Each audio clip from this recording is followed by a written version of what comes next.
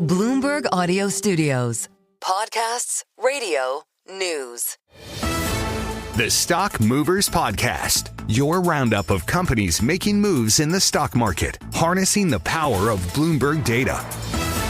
Hey everybody, it's Carol Masser and Tim Stenevik from Bloomberg Business Week Daily. And Tim, it was an interesting week. It was a holiday shortened week, but we definitely had some big movers. We did. I have my eye on a secret stock that I'm going to tell you later, Carol. Oh, man. I didn't realize this was going to be a mystery game. Yeah, it's a mystery game. I want to start, though, with UnitedHealth Group. That's the one you've got your eye on, right? Yeah. This was like a historic move today. It's your number one decliner in the S&P over the last 4 days. So this past week, it was down about 24%. Most of that fall happening on Thursday, and it had to do with it cutting its annual forecast. It reported its first earnings miss in over a decade, and it cited some rising medical costs that blindsided the company. Yeah, so here's what happened. The performance for the company was affected by patients who were looking for care at a higher rate than expected, and then, quote, unanticipated changes in Optum Health care delivery business. Yeah, right. So it's interesting because they talked about those businesses. Both segments have been hit by changes from the U.S. Medicare program meant to limit tactics that insurers use to boost their revenue. And the report really did shock investors. And so you wonder about how much of it has to do with maybe a different business environment for these types of companies going forward. And UnitedHealth considered a bellwether in the sector. So it really dragged down the group overall. But again, UnitedHealthcare, the biggest decliner in the S&P 500 this past week. Real quick, some numbers to ascribe to this. The previous range that they had put out was $29.50 to $30 a share for its adjusted earnings forecast for the year. They lowered that, Carol, to $26 to $26.50 a share. Unbelievable. It's a haircut. Unbelievable. All right, let's get to what was the biggest gainer in the S&P 500 this past week. It was up about 15% for the week overall, and we're talking about Eli Lilly. Again, this one, most of its gains, too, coming on Thursday. This as the company released results after its experimental pill helped a patient shed weight and control blood sugar about as well as Ozempic. This, Carol, it's kind of seen as the golden goose when it comes to this technology. Think about this. A pill that can do what Ozempic, the shot, can do, and you don't have to actually give yourself a shot. You can just take a pill. It's a pretty big deal, right? Right. You say golden goose, holy grail. Like, people have been moving the momentum, and we've seen other drug companies kind of play around with this.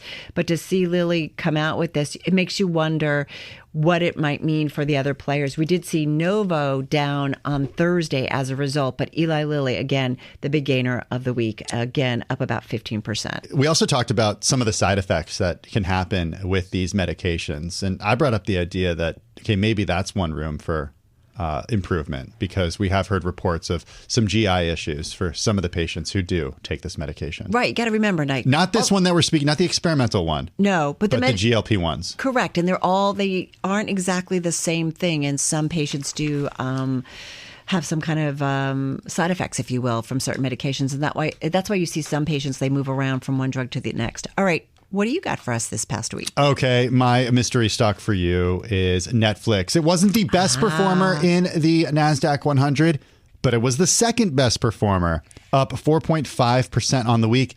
And Carol, that was actually before the company even put out its earnings report. Interesting. Some of the move that we saw earlier in the week had a lot to do with the company aiming to triple its operating income by the year 2030. This was a report that came out in the Wall Street Journal.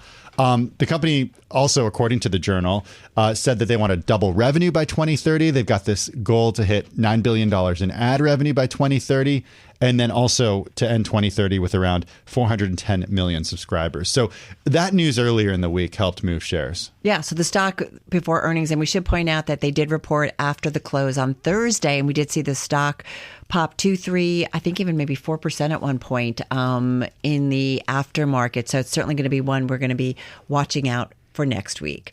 All right, that's going to do it. I'm Carol Masser along with Tim Stenevik. For more conversations like this, check out our new Stock Movers podcast. Subscribe for 5-minute episodes on the biggest winners and losers in the stock market. You can find Stock Movers on Apple, Spotify, or anywhere you get your podcasts. The Stock Movers Podcast from Bloomberg Radio. Check back with us throughout the day for the latest roundup of companies making news on Wall Street. And for the latest market-moving headlines, listen to Bloomberg Radio live. Catch us on YouTube, Bloomberg.com, and on Apple CarPlay and Android Auto with the Bloomberg Business app.